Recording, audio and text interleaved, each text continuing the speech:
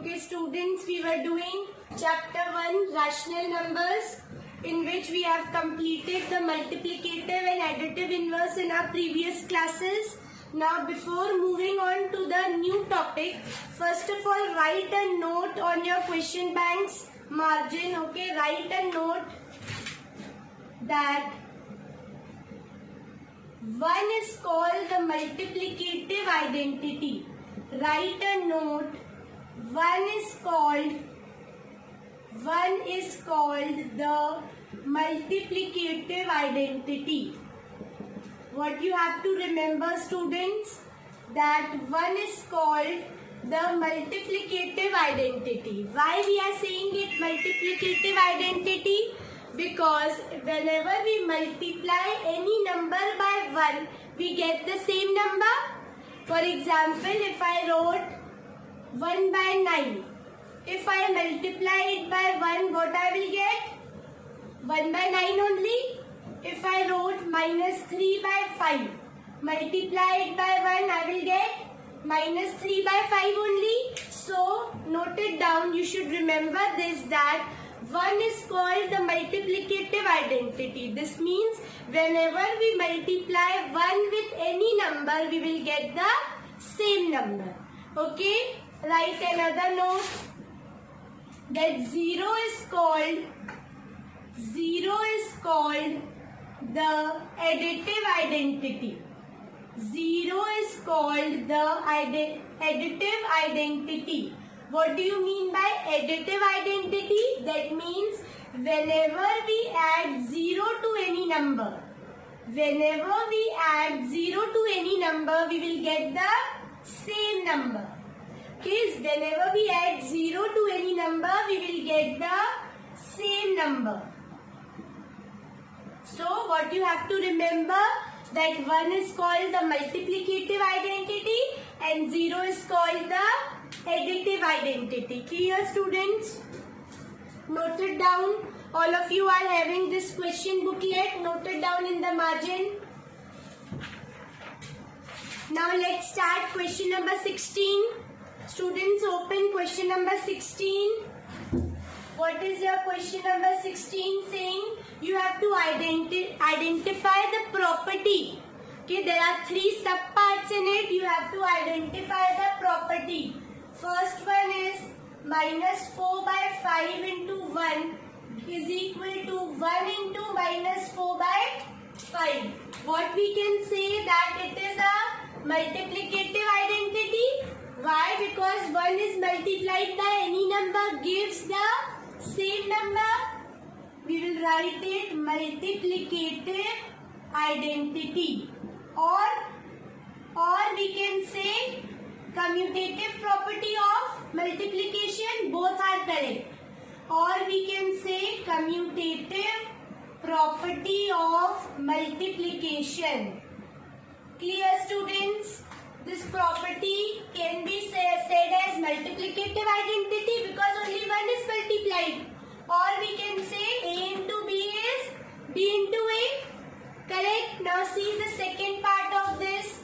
The second part is minus 13 by 17 into minus 2 by 7 is equal to minus 2 by 7 into minus 13 by 17. So it is clearly seen that it is the commutative property of multiplication.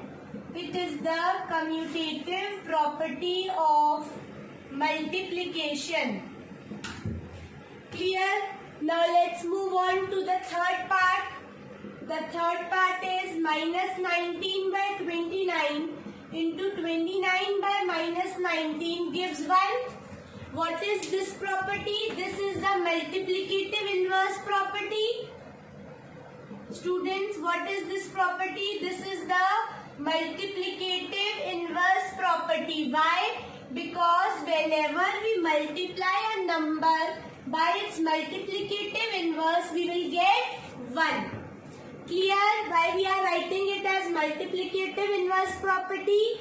Because whenever we multiply a number by its multiplicative inverse or reciprocal, we will get 1.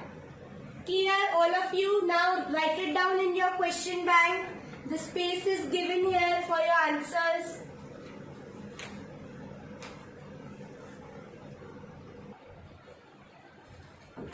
Students, now let's start the new topic, which is to represent rational number on a number line. This is a very important topic from exam point of view, okay? These types of questions come in your exams, mostly comes, okay? So first of all, don't write anything. See here, I am telling you the method. Understand it properly, okay? First of all, whenever you have a rational number and you have to represent it on a number line, the first step is to identify that whether the number is a proper fraction or an improper fraction. Okay, your step 1 will be to determine that whether your given rational number is proper or improper. Let's see with one example. If I have written 2 by 5, okay, here what it is, 2 by 5 is, okay, here 2 by 5 is proper fraction. How we identified that it is a proper fraction? Tell me how we have identified it. Why? Because our numerator is less than the denominator. So whenever your numerator will be less than the denominator, then your fraction will be a proper fraction. And one thing that you have to keep in mind, that every proper fraction will always lie between 0 and 1. What you have to remember, students, that every proper fraction will lie between 0 and 1 on the number line. Whether it be any proper fraction, okay? If I write 43 upon 100, it's such a big number, but your numerator is less than denominator, so it is a proper fraction. Yes, it will lie between 0 and 1. If I have written 19 by 1000, okay, it will also lie between 0 and 1. Whenever there is a proper fraction, it will always lie between 0 and 1. So remember this thing. Now let's start to represent it on a number line. First you have identified that it is a proper fraction. So you know that it will lie between 0 and 1. So draw a number line. Write 0 and 1. Now your denominator tells that how many steps, okay, you have to divide it into how many parts. What does your denominator tells? That you have to divide it in how many parts. Since your denominator is 5, that means you have to make 5 equal parts between 0 and 1. What we will do, we will draw one less line. 1, 2, 3, 4. If I will draw 4 lines, then it will be divided into 5 equal parts. 1, 2, 3, 4, 5. Now I am drawing it freehand, but you have to draw it with a scale and pencil, making equal distances. Take 1 centimeter gap. Okay, why we have divided into 5 parts? Because our denominator was 5. If our denominator would be 7, we will divide it into 7 parts. If it would be 10, we will divide it into 10 parts. And we will draw one less line. Okay, by drawing one less line, it will be divided into the parts we want. Now, what does your numerator tells? Your numerator tells how much you have to move. What does your numerator tells? That how much you have to move. You will start moving from 0. Since it is 2, we will move 1, then 2. This is your 2 by 5 on a number line. Understood, students? This is your 2 by 5 on a number line. What you have to do, you have to first identify that it is a proper fraction. If numerator is less than denominator, you have find it out. Now you will say that it will lie between 0 and 1.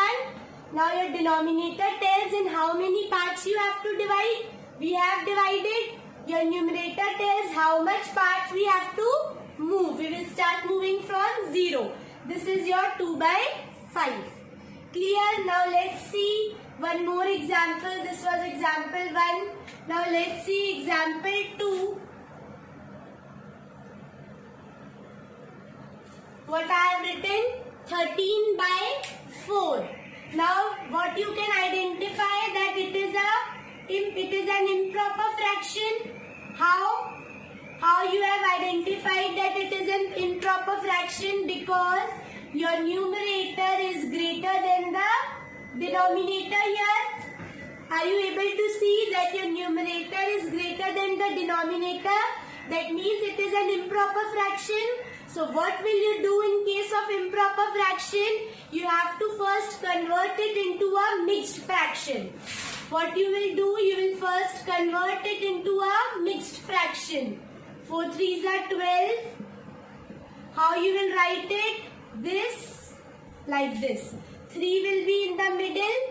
Your remainder will be in the numerator and your divisor will be in the denominator. Okay? So 3 1 by 4. What you have done? You have converted the improper fraction into a mixed fraction. Now you will plot it on a number line. How you will plot it? Now remember this, students, the number which is written here. This is 3 and the next whole number. What is the next number after 3? 4. So this fraction will lie between 3 and 4. Okay, if it was like this, 5 1 upon 2, then it will lie between 5 and 6. If it was 4 2 by 3, then it will lie between 4 and 5. Is it clear to you that this fraction will lie between 3 and 4? Now again your denominator tells how many parts. Okay, your denominator tells how many parts are to be made. There are 4, so we will divide this 3 and 4 into 4 equal parts. We will make 3 lines. So it is divided into 4 equal parts. 1, 2, 3 and 4. Clear, students? Now what your numerator tells, that how many parts we have to move. We will start moving from 3 and we will move only 1 part because our numerator is 1. So this is your 3 1 by 4 or 13 by 4. This is your answer. Is it clear to you, students? Have you understood? Whether you get any question, you will be able to draw it on a number line. Again, see, if it is an improper fraction, you have to convert it into mixed fraction. It will lie between this number and the next whole number. Then the denominator tells how many parts are to be divided. Again, I am saying use a scale. Take equal distances of 1 centimeter. Then your numerator tells how much parts you have to move. Correct? Now pause the video and first understand it properly. Then start noting it down. Okay, you have space here. This one page is empty. Note down these examples. This is example 1 and this is example 2.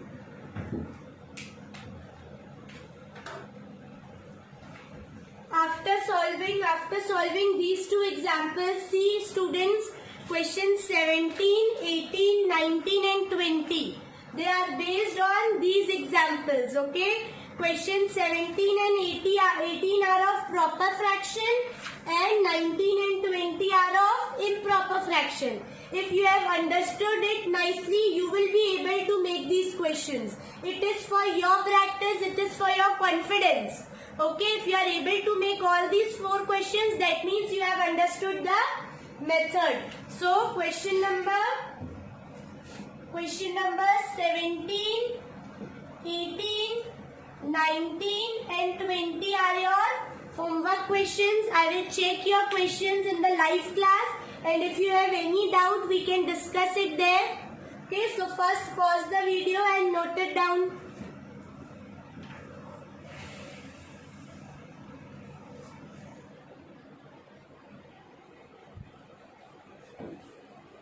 Let's move on to question number 21. See in your question bank, question number 21, you have to represent you have to represent minus 5 by 6 on a number line.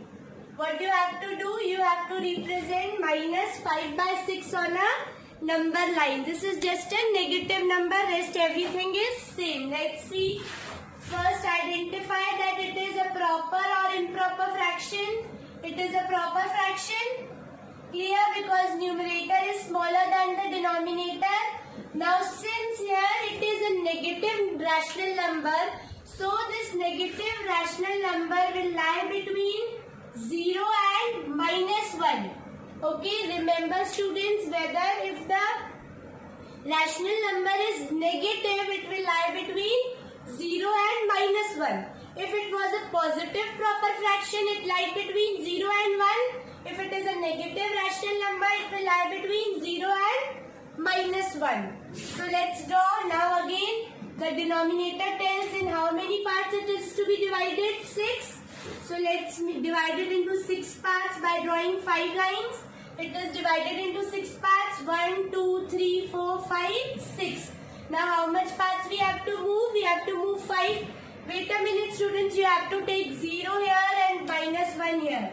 See carefully, your 0 will be here and minus 1 here. Why? Because the right hand side of 0 denotes the positivity and the left hand side denotes the negative numbers.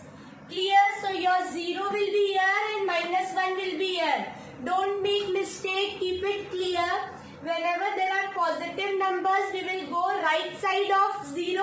Whenever there are negative numbers, we will move towards left side.